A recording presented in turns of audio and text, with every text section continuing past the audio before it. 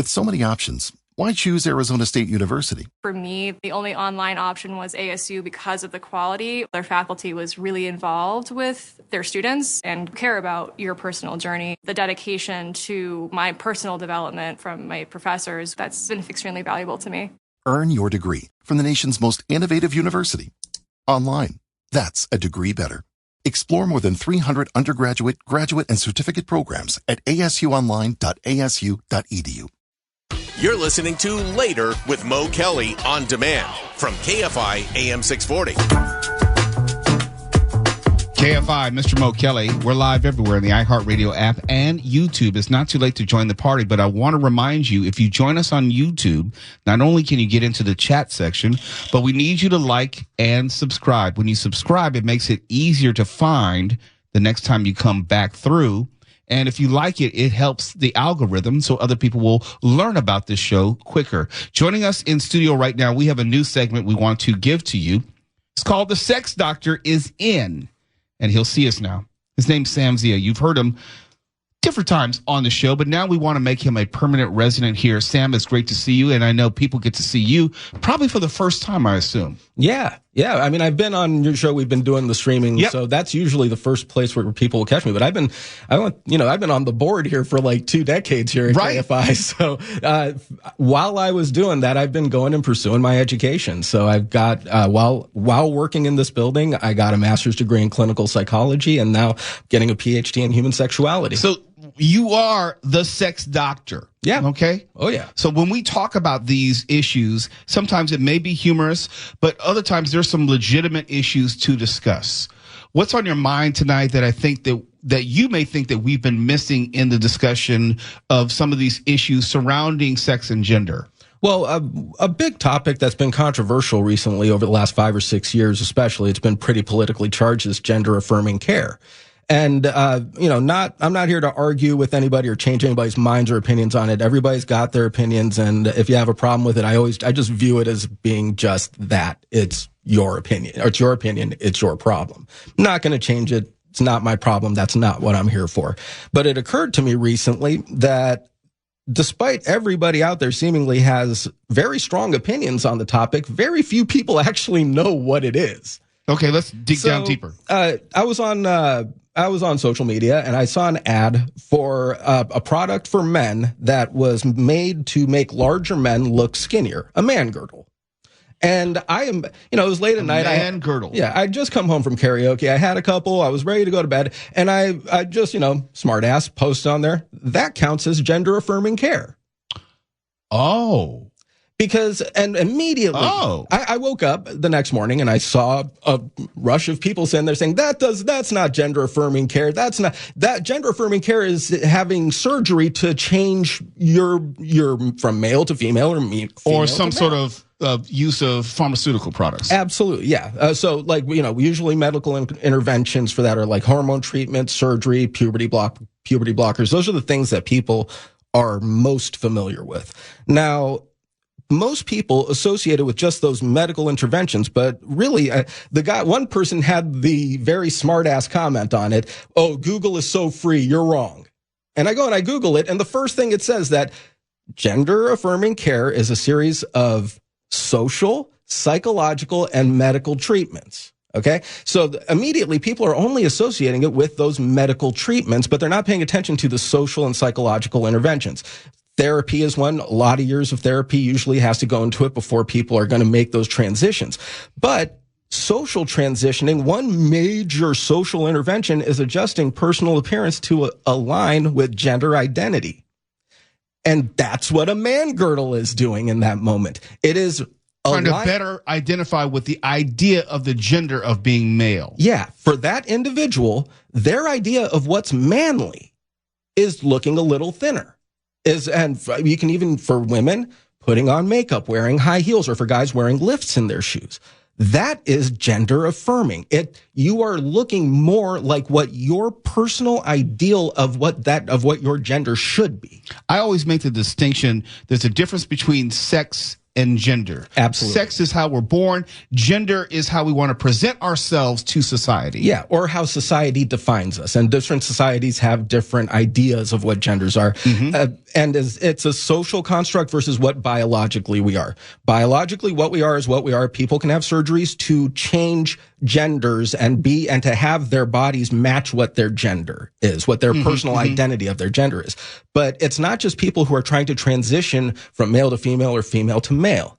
People, all of us, every single one of us engages in gender affirming care. Can you give us some other examples? For women, wearing makeup, high heel shoes, or if you want to go straight up medical only, breast implants, lips, getting your lips enlarged. All of that is gender affirming care. Yeah, BBLs, gender affirming care. Guys, if you're going to be going out there, other forms of it are like hair plugs. Getting lipo so that you have a six pack. No, don't run past the hair plugs, because men have been doing that for literal decades because it affirms their manhood, or at least their concept of it. Yeah. So really, the concept of gender affirming care only became controversial when we exclusively assigned the meaning of it towards people who are transitioning from one gender to another. Or we're trying in that process of transitioning, instead of looking at it from the perspective of every single one of us has access to care that affirms our gender, and all of us do it. Every single one of us. Okay, I know there's someone listening right now who is probably of the mind. It's like, Sam, the sex doctor, I understand the point that you're trying to make, but it feels like, you can't maybe articulate it correctly, but it feels like you're reaching where someone who's going through sexual reassignment surgery is not the same thing as the guy who's wearing lifts. No, but the spectrum of people, for example, within the transgender community goes from people who are planning on having surgery to people who are not having surgery at all. They may just be taking hormones, or they may just be doing social interventions and psychological interventions, no medical interventions. So really the definition of it that really we have to focus on, that social transitioning, that one social intervention, adjusting personal appearance to align with that individual's gender identity. You don't have to be trans to engage in adjusting personal appearance to align with gender identity. I'm doing it right now in the clothes I'm wearing. Wearing jeans, a button-up t-shirt. It makes me look like I'm, relatively well kept. I have a beard. This is all gender affirming care that I'm doing for myself. It makes me feel more like it's reflecting my personal gender identity. Let's talk about the cool, I'll say the merge of history and sociology. Why do you believe gender and the expression of it is so damn important in America in 2025, as opposed to, because if you know through history, the whole idea of gender was less important in Greek societies and other societies. Why do you think in America it's such a big damn deal? Well, a lot of people like to have certainty and like to have comfort and familiarity and things that make them, it's easy to be able to just say men and women and not have any gray area in between. And a lot of people try to associate religious things behind that as well. But really, a lot of times people aren't paying attention to the fact that gender people, there have been thousands of, years, and people throughout history have identified with things that are beyond just man and woman. Yes, history is rife with examples. And not just that. Socially, what people do is, what's acceptable for men to do in one place out here, like say in America, it's not necessarily acceptable for me to hold another dude's hand and kiss him on the cheek, right? I'm a straight guy. That's pretty unacceptable. But if I go to Iran right now, guys are holding hands with each other, kissing each other on the cheek just to say hi. Go to France and see that. Yeah. So that's the thing. All of this stuff is cultural and social when it comes to what is the acceptable gender expression. Here in America, we have very polarized views of gender. Either it's only to man and woman and just that, or people saying it's 1,001 flavors of the rainbow and all of that stuff. And I'm not here to argue one way or the other on that. I just think that the idea of gender affirming care is being falsely demonized when all of us are engaging in that. And people, honestly, the people who seem to be engaging in the most gender affirming care are the alpha males. Air quotes. Alpha males. Or some people tend to look at their guns as signs of masculinity. Amosexuals. Right there. That people who actually put what is a real man? People who have as their gender identity amosexual. But that's actually more of a sexual preference than gender identity. But that's another story. They prefer having sex with ammo? That's some of them. I haven't seen that part of human sexuality that deeply yet. I haven't researched that part yet. The sex doctor, Sam Zia, is in, and we have another segment with him, so stay right here. There's much more to discuss. It's Later with Mo Kelly. We're live on YouTube and the iHeartRadio app, KFI AM 640. We're live everywhere. You're listening to Later with Mo Kelly on demand from KFI AM 640. KFI AM 640 is Later with Mo Kelly. We're live on YouTube and the iHeartRadio app. And if you're unfamiliar with our YouTube show, got a nice message from Mario, who's in the YouTube chat. And you can hit us at Mr. Mo Kelly on the YouTube chat. Mario says all radio shows on KFI should have this live stream like this. Mario, I can't speak for other shows, but you're not wrong. I'll just leave it at that. Joining us in studio is our new regular commentator, the sex doctor, Sam Zia. He's in, and he will now see us as his patient. We got a really important question that I want to address, which was posed in the chat. This comes from Miss Rachel, and it says, can you explain how gender-affirming care supports mental and sexual health for transgender and non-binary individuals during and after transition? There's a lot there. Oh, yeah. It supports it in every way. You mentioned psychologically and sexually. Mental health-wise, you need to go through quite a bit of therapy and counseling so that it becomes like, between your doctor, your therapist, and all the people around you, kind of a team that's working together towards you transitioning. So they're going to make sure that before, during, and after whatever, if you are getting the surgery or if you're taking hormone therapy or whatever it is, that you are covering yourself emotionally. Either, if you need to go see a psychiatrist, then that's going to be part of the game. But really making sure that talk therapy is part of the whole process is a big thing. Afterwards, then going through, like as far as actual physical, if you have surgery, there's going to be various forms of care that goes, physical care. There's going to be, we were talking about various forms of gender affirming care in the last segment. One of them that I'm not sure if we mentioned was penile implants. And for people, that's a medical intervention. That's a medical intervention for people who are either transitioning or not. Penile implants are things that people get. So that's something that, that's part of the game. Some of those penile implants are mechanical.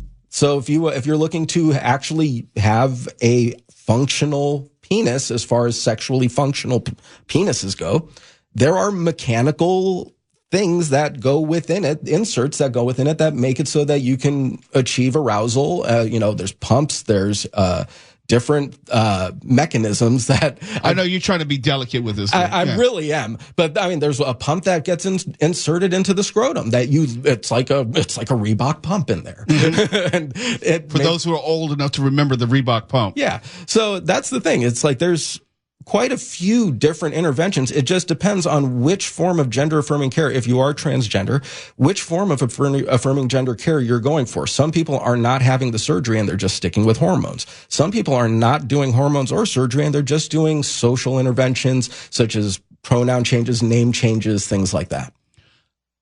Again, I'm thinking about people who may be listening, who may not have a level of comfort with this subject matter. We started off talking about gender affirming care, non-transitional. Yeah.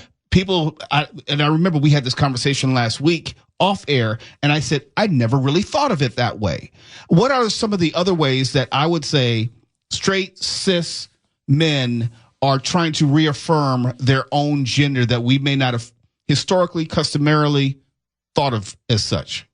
People who, you see it a lot when the bodybuilder competitions, guys with giant muscles. That's very much gender affirming for guys. Various behaviors. Hunting is a gender affirming behavior for a lot of guys. So it's an expression of our manhood. Exactly. Anything that people equate with manliness, that can be conceived or be perceived as gender affirming.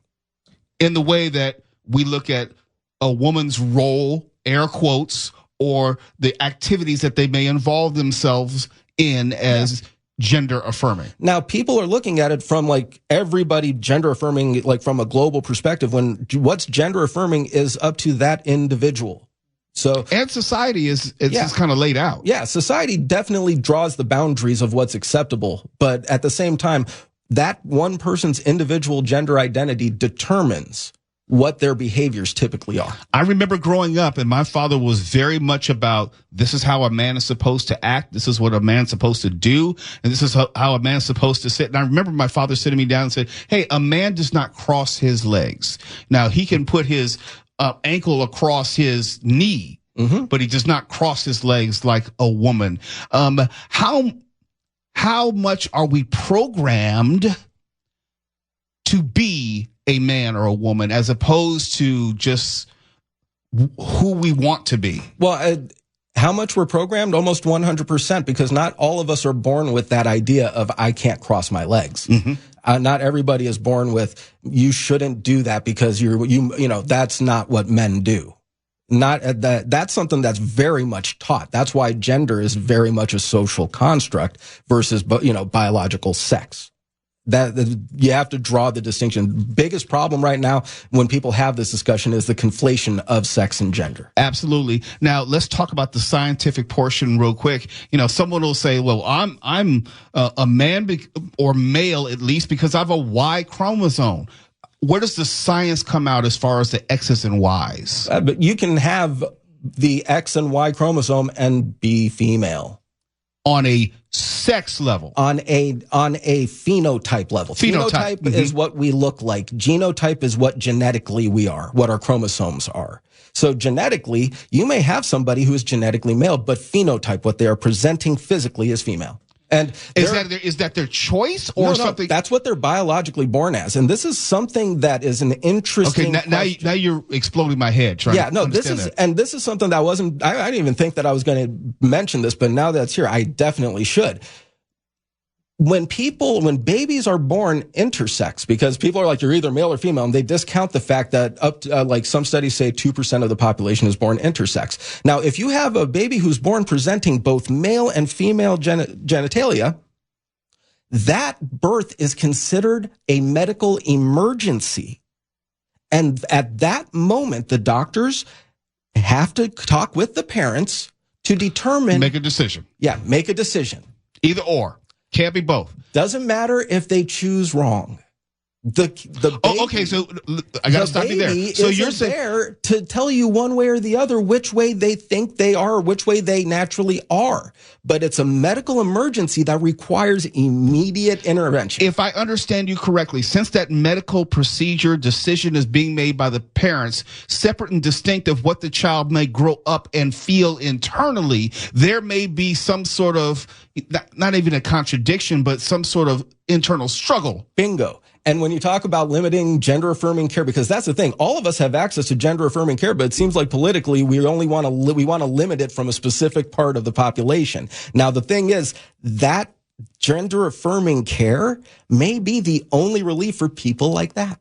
The people who were born, but the parents had to make a choice and they chose something that wasn't actually what that kid ended up becoming or actually was. This is fascinating. So the one thing that you can do, the one intervention that they had to get psychological, physiological relief from all of it has now become a political football. So when I cut my hair short, that's gender affirming care, as opposed to letting it grow long because we think a female gender expression is long hair. Depending on what part of the world you are, yeah. Or it could be different. Sam the Sex Doctor. Nice introduction. Yeah. Will you come back next week? I will. I'll definitely be here next week. I got more fun stuff to talk about. Sam the Sex Doctor is now leaving the building. It's Later with Mo Kelly. You're listening to Later with Mo Kelly on demand from KFI AM 640.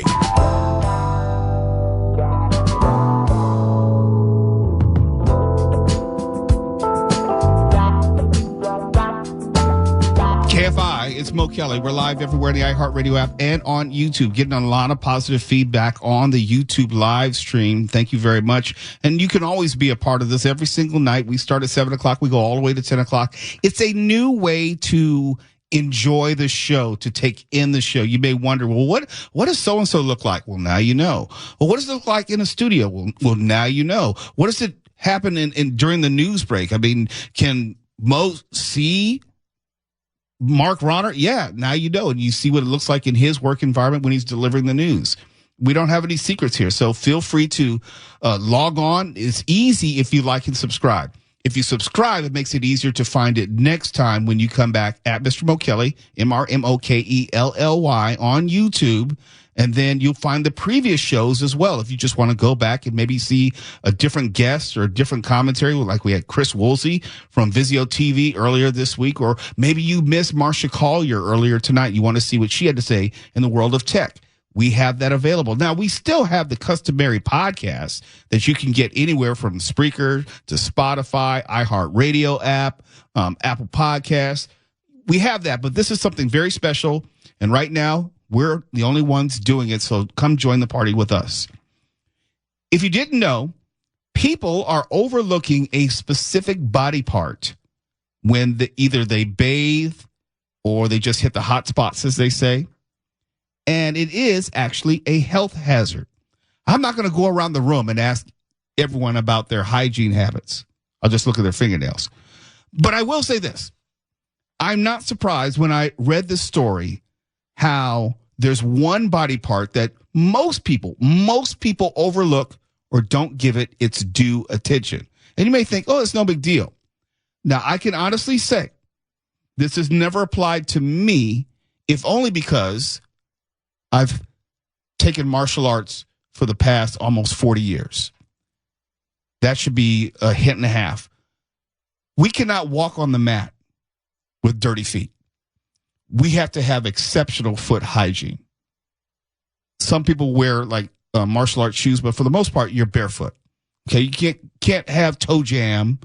You can't have, fungus all over your toenails, because that's disrespectful, because part of being on the mat is being physically presentable. Your uniform, your dobuk is supposed to be clean, and your body's supposed to be clean, most notably your feet. But in this story, according to this, the most often overlooked body part that doesn't get washed or cleaned regularly or thoroughly is a person's feet. Now, we all hit the hot spots, as I say. It's your groin, your face, your underarms, maybe some other places in between. But people most commonly overlook their feet. And I bet you didn't know this. Nearly 200 fungal species live on just your feet. Just your feet. 60 underneath the toenails. The heel has about 80. And another 40, that's the toe jam area, the space in between your toes. Yeah. Most people that you'll encounter do not wash their feet. And I don't know what to think about that. It's not like you're going to see their feet, but you have to know that's one place where you really, really need to put some extra attention in. And what is the stated reason for ignoring foot cleanliness? People, by and large, just don't think it's important. Just can't reach down there?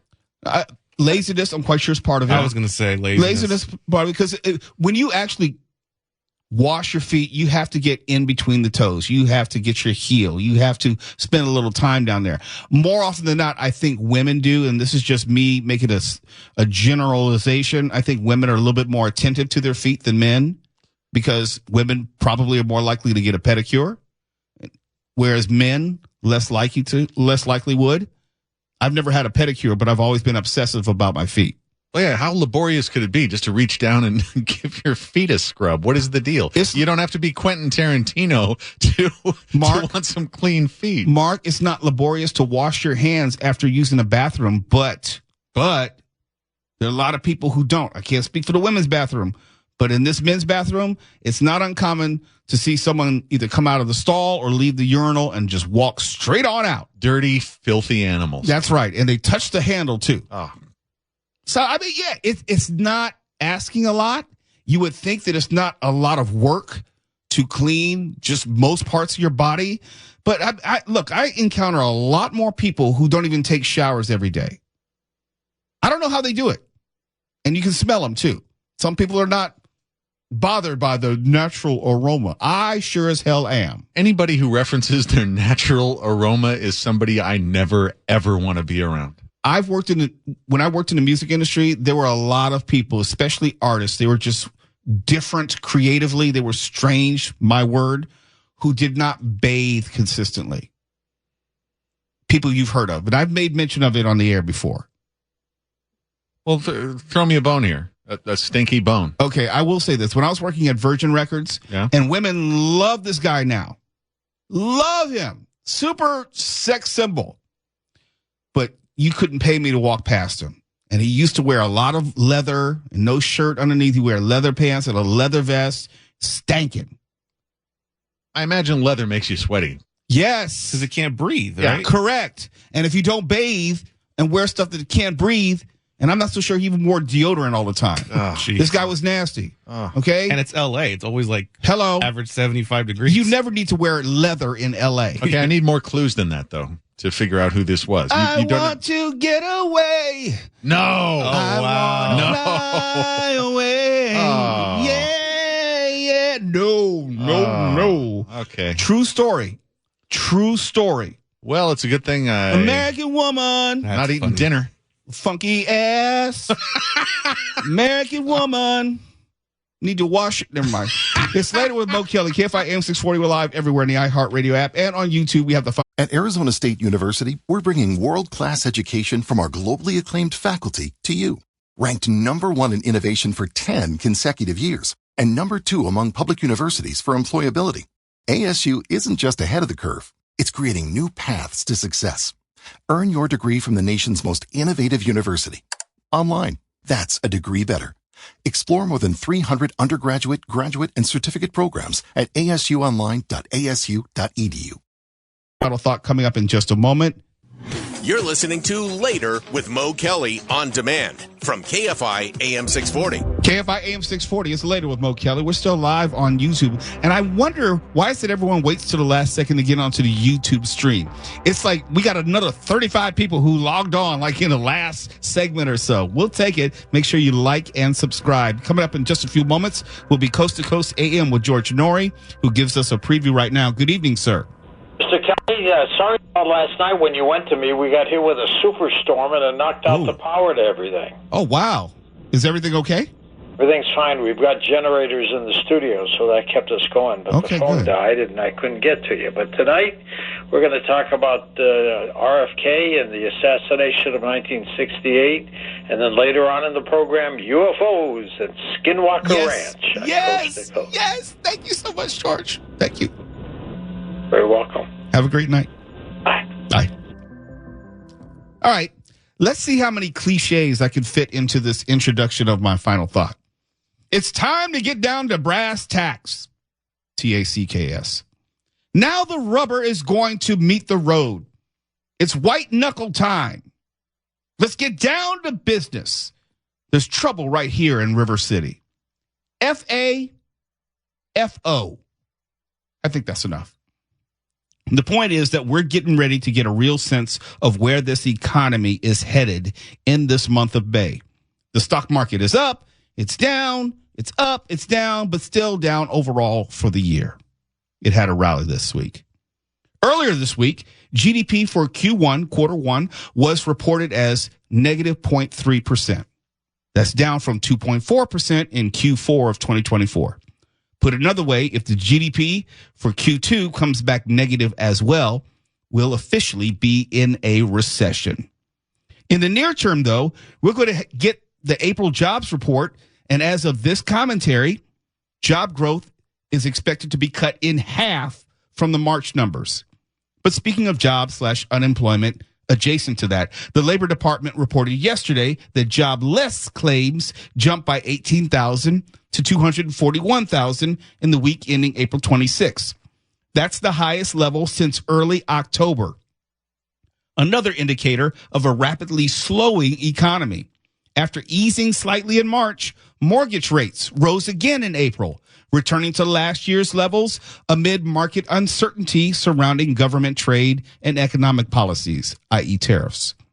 A shift that is expected to slow buyer and seller activity. Now, that's according to Realtor.com. And if they're right, the housing market is now also going to slow.